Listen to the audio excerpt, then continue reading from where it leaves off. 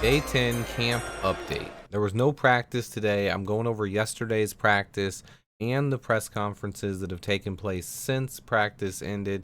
Practice does resume tomorrow.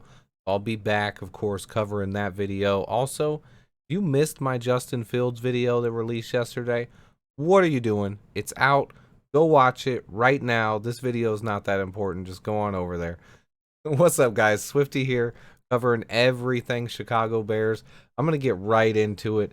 Alan Williams, our defensive coordinator, updated us on the defense a little bit. He gave us a couple good tidbits of information that I liked, and I'm going to report. The first one is how they have been playing a kind of a big nickel defense at times, and that's when you bring in a third safety. And he specifically mentioned that DeAndre Houston Carson has filled in on those packages a lot and played well with the first team defense. He also updated us on the Sam linebacker spot. He said Matt Adams is currently the favorite to win the job, but Joe Thomas is pushing him for playing time and making a lot of plays in camp. It's interesting that Allen did not mention Jack Sanborn. Earlier in camp, it seemed like the battle was between Adams and Sanborn. Sanborn doesn't seem to be involved in the battle anymore. I actually thought he had a shot to win that job, but it doesn't seem like he's making the most of that opportunity, at least not in camp yet. I'll be keeping an eye on the linebackers as well this weekend.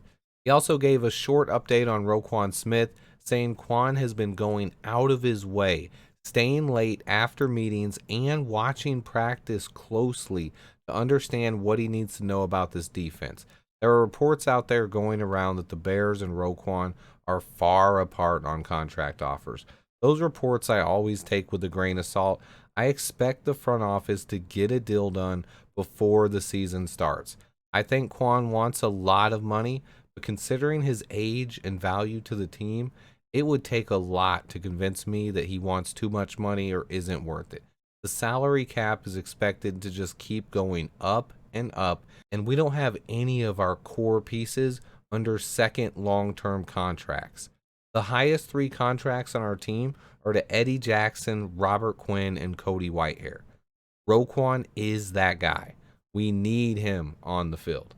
Also, a little update on the wide receiver room. We've had a couple of wide receivers go down with possibly significant injuries.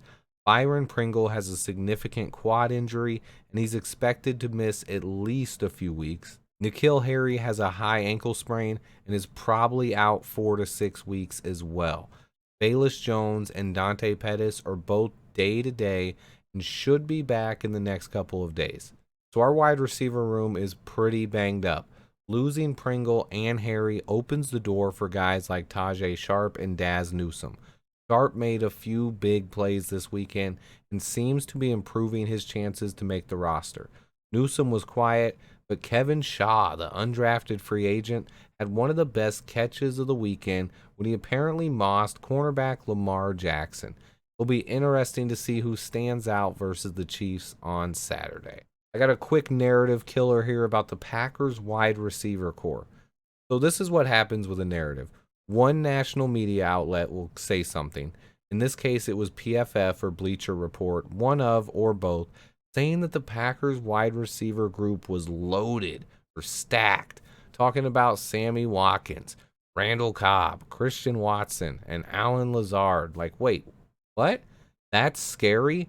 Darnell Mooney almost outproduced the Packers' entire wide receiver group by himself last year.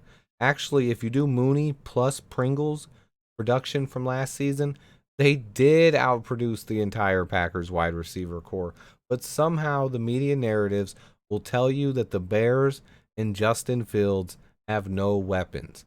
But somehow this mediocre Packers wide receiver group is called loaded with weapons. The media cracks me up sometimes. As far as the offensive line yesterday, it was left tackle Braxton Jones, left guard Cody Whitehair, center was Sam Mustipher, right guard was Michael Schofield, and right tackle was Riley Reifs. We had the two veterans on the right side with the ones. Larry Borum manned the right tackle with the twos, and Tevin Jenkins with the threes. Jatari Carter, Doug Kramer, and Larry Borum have been seen a little bit more consistently with the second team, which is why I chose to give a little update on the line. Unless something changes over the next few days, I expect us to have our starting line for Saturday's preseason game. I expected to go Braxton Jones, Cody Whitehair, Sam Mustipher, Michael Schofield, Riley Reef. We'll see how those guys play. There's jobs on the line here. So this is a very important weekend. Stay tuned. You know I'll be back covering every step of the way. Hit that like button for me. Go watch my Justin Fields video. Trust me, it's worth it. Stay tuned. And until next time, bear down.